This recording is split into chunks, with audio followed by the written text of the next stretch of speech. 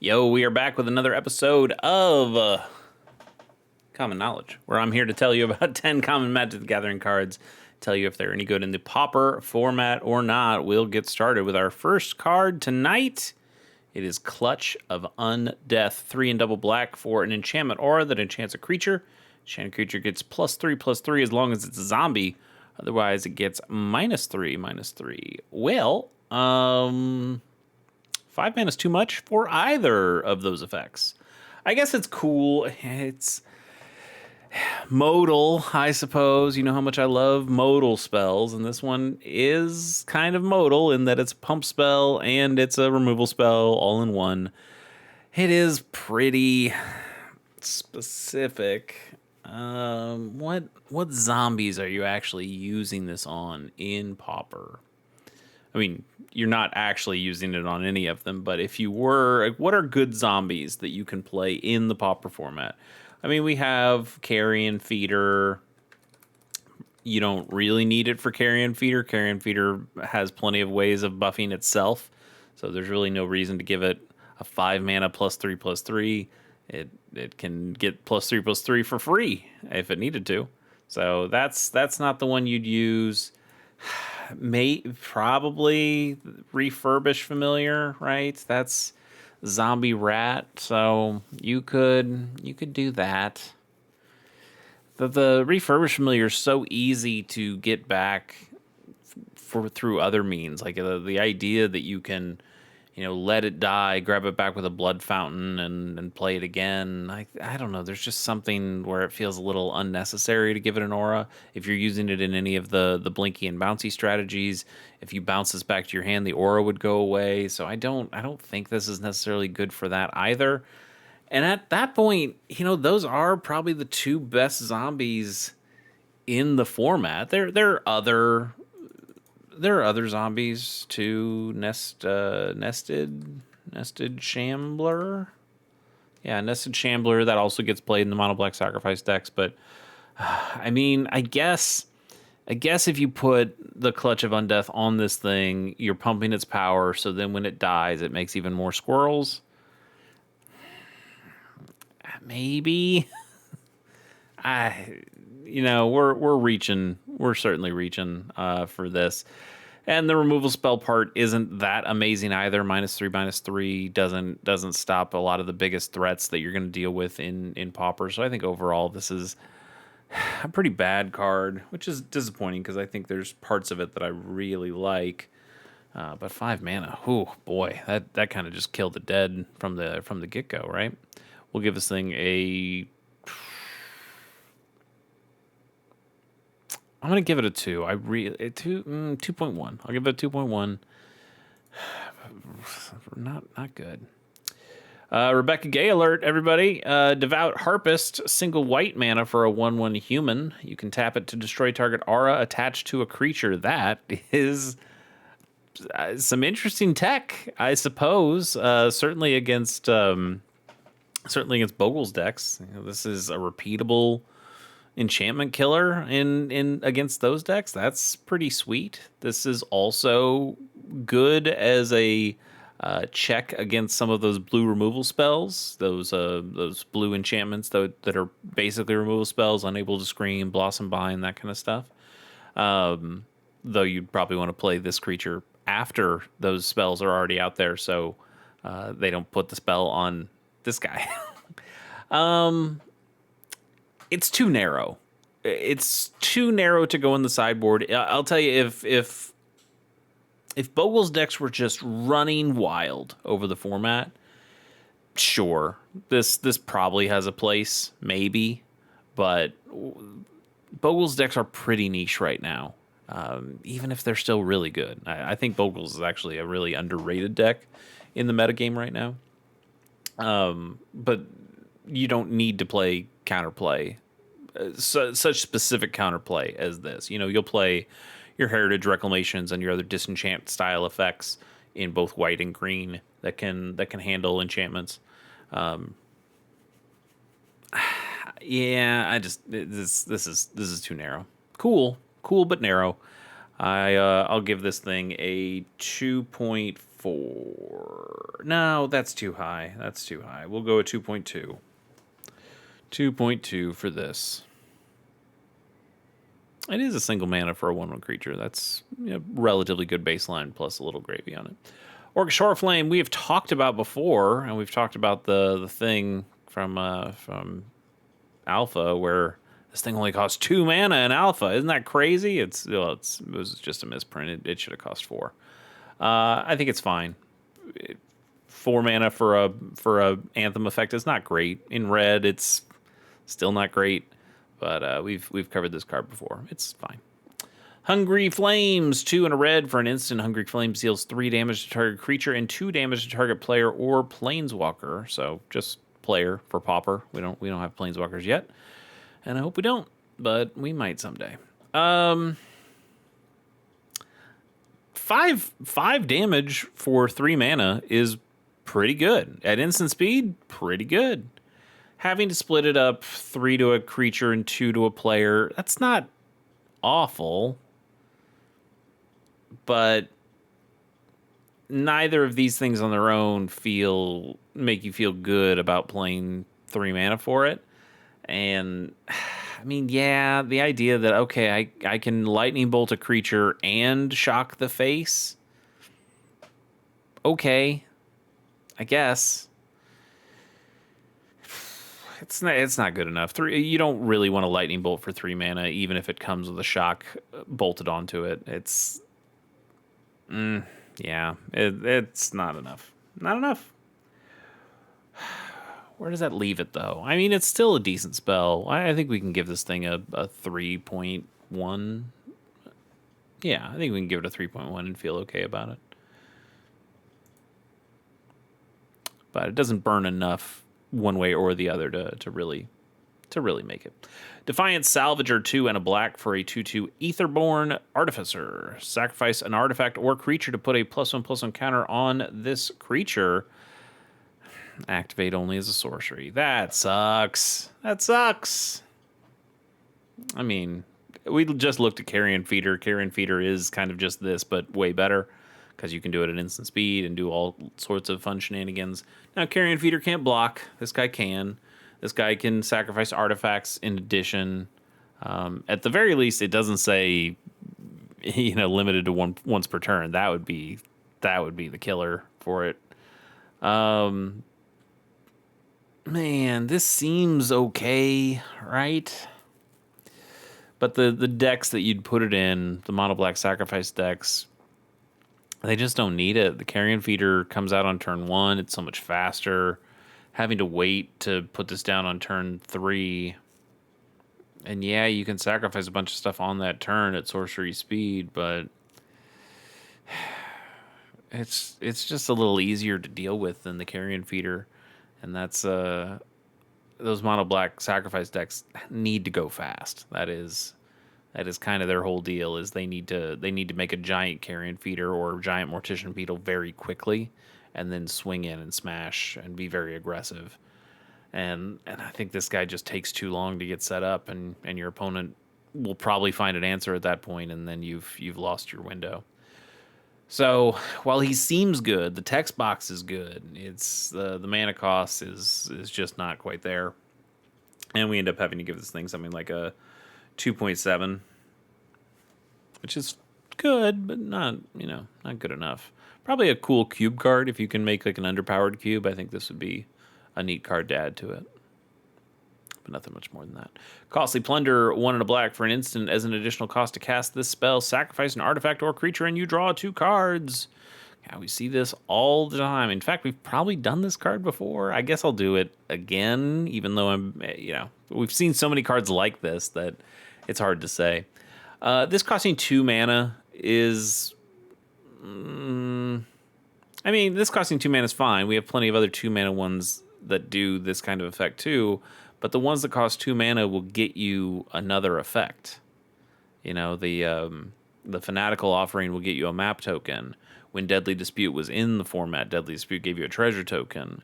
Eviscerator's Insight, at least, is just this card, but you can use it twice because it goes to your graveyard with flashback.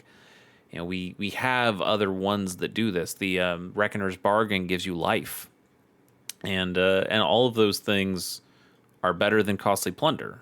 They're just Costly Plunder plus. And when you have all of those options, this one just falls to the wayside. So this is probably not something you play. I mean, the other thing that you could do is go cheaper, and you go to something like a Corrupted Conviction, right? Is that what it's called? I think it is. That's a single black mana. I think you can only sacrifice a creature, not an artifact. But you're sacrificing a creature to draw 2 cards for 1 mana, and that's nice because now you're only spending 1 mana. But when you're doing this and not getting anything additional out of it in the way that you would with all those other cards I mentioned, then this just straight up not good enough. We'll give it a 2.5. It's a normally good card, but those other cards, we'll even give it a 3. I'll give it a 3. It's a good card, but those other cards are 6s, potentially even 7s, and this can't possibly hang with those. Next is Tizerus Charger, 2 and a black. Is that how you say that? Tizerus? Yeah, Tizerus. 2 and a black for a 3/2 Pegasus with Escape for 4 and a black, and exiling 5 other cards from your graveyard. You may cast this card from your graveyard with its escape cost. This creature escapes with your choice of a +1/+1 or a flying counter on it. 3 mana 3/2 that's vanilla is not great.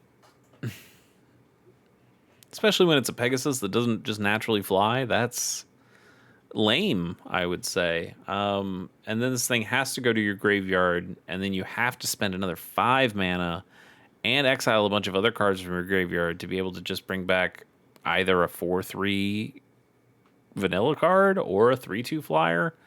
And that doesn't feel great. I mean, what you should be doing, or what you probably are doing if you're playing this card, and the reason it's like a Modern Horizons 2 card is, well, what if you just mill it into your graveyard to begin with, and then it's not a dead card in your graveyard. It can continue to do something, or you can discard it, or you can, if your opponent forces you to discard, you can discard it that way, and now you still have, an extra, it's card advantage, right?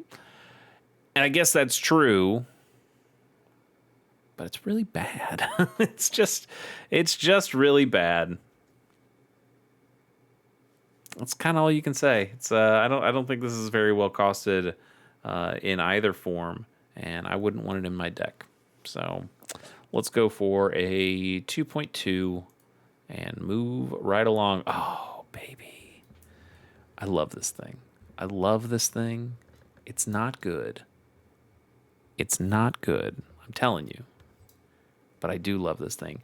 Tyrannix, 4 and double green for a 5/4 dinosaur beast, and you can pay 1 and a green to give this creature -1/+1 until end of turn. You heard me right, -1/+1 until end of turn. This is from Fifth Dawn. I'm sure I've said it on the show many times, but I really started playing Magic around the Mirrodin block.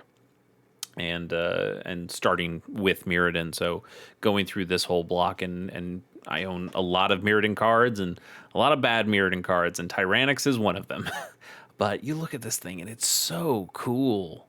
They've added dinosaur because it's obviously a dinosaur, but this thing just used to be a beast. Dinosaur wasn't a creature type in the Mirrodin times anyway.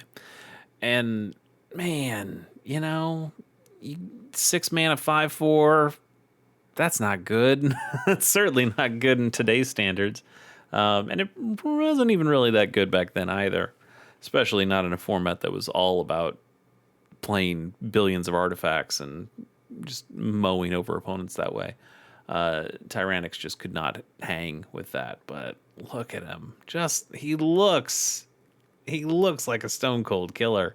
This ability also is not great. Like having to hold up all this mana, not losing power to get toughness. I mean, I get it. Yeah, this thing can block a lot, I suppose. Okay, but that's still holding up a ton of mana for it. This thing's bad. It's a bad card. Think of all the better cards that you can play for 6 mana in green. Four double green in Pauper. I mean, you can spend less and play the Avenging Hunter, which is also a 5/4 that's just straight up better than this in basically every conceivable way. Except, I guess, that you can pump this thing's toughness. Then you can't do that with an Avenging Hunter. Well, I mean, you can, because you get the initiative and you go to the Forge, and then the Forge can you can give 2+1+ encounters to your Avenging Hunter. I mean, yeah, okay, it's better. It is just straight up better than Tyrannics. God, this I can't give it a good score. I truly can't. I can't even give it a 2 to like save face. This is a bad card. It's a 1.6. But man, does it really hit me in the nostalgia feels. I'm gonna make this the thumbnail because I like it. That's the one thing I can do for you, buddy. Ecologist's Terrarium, 2 mana for an artifact. When this artifact enters, you may search your library for a basic land card, reveal it, put it in your hand, and then shuffle. And you can pay 2, tap, and sacrifice this artifact to put a +1/+1 counter on target creature. Activate only as a sorcery. This is fine. It's too fine. It's too normal to see any play in Pauper, but these are okay effects. It's a Lay of the Land effect that any color can play. That's not, I mean, it's not ramping you, but it is finding you a land that you might need to play on the next turn. That's okay. You're staying on curve. And then, getting a +1/+1 counter on one of your creatures, that's perfectly fine too. If you find ways of blinking and bouncing this can give you multiple lands over the course of some turns. That's cool. Nothing wrong with that. Like, it's just a good, normal card. It's not good enough to be in any real deck, but just as a card, it's fine. Perfectly fine. It's good art too. I don't know. It's a fine card. Like, this should be in Jumpstart packs. This is just one of those kind of like normal ass Magic cards that is good, but not great.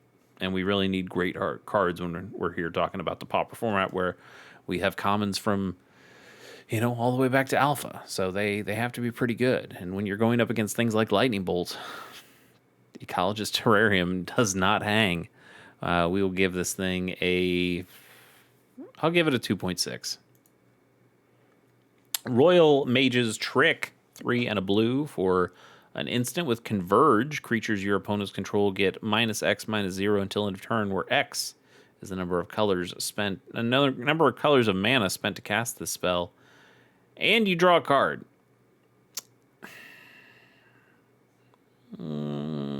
Okay. So you probably want to play at least 3 colors for this to be worth it. And even then, it's a 4 mana fog that draws you a card, and it's not even a particularly good fog. You could potentially, if you're in 4 colors, you could potentially make this a -4/-0, which still, just like, that's not a very good fog. That's a very expensive fog, and yeah, it replaces itself. But at that point, if you're playing this many colors, you could probably get the green mana to just play fog, or Moment's Peace, or like one of the better fogs out there, Tangle, something like that. You can play a fog, I mean. So I don't think I would ever play this card. I don't think I would ever consider playing this card. And I'll give that, for the trappiness, I'm going to give this a 1.8. If you are playing this card, don't. Just find a real fog and play that instead. It seems like your deck can handle it if you're considering playing this. Unless you really want -1/-0 and a drawn card and you're fine spending 4 mana on it, I wouldn't feel good about it. Ray of Revelation is 1 and a white for an instant. Destroy target enchantment. And it's got flashback for a single green mana to cast it again, then for its flashback cost, and then you exile it after that. This has seen some Pauper play, some sideboard play. This is something, unlike that Rebecca Gay card that we saw, this is something that we see in some sideboards that is decent tech against the Bogle's decks, but also potentially useful in some other instances as well. And when I say Bogles, Mono Heroic just kind of throws in there as well. Like that's certainly another deck that you see that uses a lot of auras. So you can use it for those purposes, but you can also use it as a card to take out any kinds of enchantments. And there are some other enchantments that you'll see in the Pauper format, not as prevalent as artifacts for sure, but there are still plenty of enchantments that get played that are useful to get off the board. I think I've even seen dredge decks play this because they know they can mill it into their yard and then just pay the green for the flashback cost, and that's generally good enough for them sometimes to just have that tech and have that ability. So there are some options for this. I'd say it's fallen out of favor a little bit, just knowing that Bogle's decks are not really all that meta, not all that played in the meta these days. So I don't think it's as much of a priority to have a card like this in your sideboard. And probably you can replace this with a Dust to Dust, and that'll see a whole lot more use than Ray of Revelation. But it can be a good sideboard card. I think it will be a good sideboard card again if we get more enchantment-based strategies that show up in Pauper, and that's always possible. In fact, I would say it's probable that we will get back to a time where enchantments are going to run more wild over the format. We just need the right cards to do it. So I'd grab a couple of copies of this, hang on to the ones you have, and see where it goes. But Ray of Revelation is okay. I will give this thing straight up 5. Best score you've given tonight. We'll do a bonus card and then call it a day. Our bonus card is Wasteful Harvest. 2 and a green for an instant. Mill 5 cards. You may put a permanent card from among the cards milled this way into your hand. So this is a Malevolent Rumble that costs 1 more, but it also digs 1 more than a Malevolent Rumble does. But it also doesn't give you the spawn. Malevolent Rumble's just better. I mean, this really would only go in dredge decks, and dredge decks have so many other cards available to them that, if you want to just mill a bunch of cards into your graveyard, you still get more value out of something like the Town Greeter or the Circle of the Land Druid that are putting cards into the graveyard, but also giving you a body. And those bodies are things that you can sacrifice to the Dread Return. I was like, Raise Dead. No, not Raise Dead. That's a different card. The Dread Return. You can sacrifice those bodies to the Dread Return and bring back your big thing there. So, I mean, it's fine. Malevolent Rumble sees a lot of play, right? So a Malevolent Rumble that digs deeper, not a bad idea, but not being able to give you the body on it is a real killer. I like this art. I like this weird chainsaw type of device that's on this guy's arm. Is that an Urza thing or a Mishra thing? It's got to be a Mishra thing, right? I don't know. Maybe it's an Urza. I mean, I guess if this thing is not strapped for battle, like this guy is more. It's talking about plundering it. Yeah, it's probably a Mishra guy. Anyway, fine card, but similar to some of the other cards we saw tonight, we just have better options. And when you go up against those better options, you're just not going to win. We'll go with a 2.8, I think, and we'll call it a day there. Thanks for joining me. See you next time. Bye.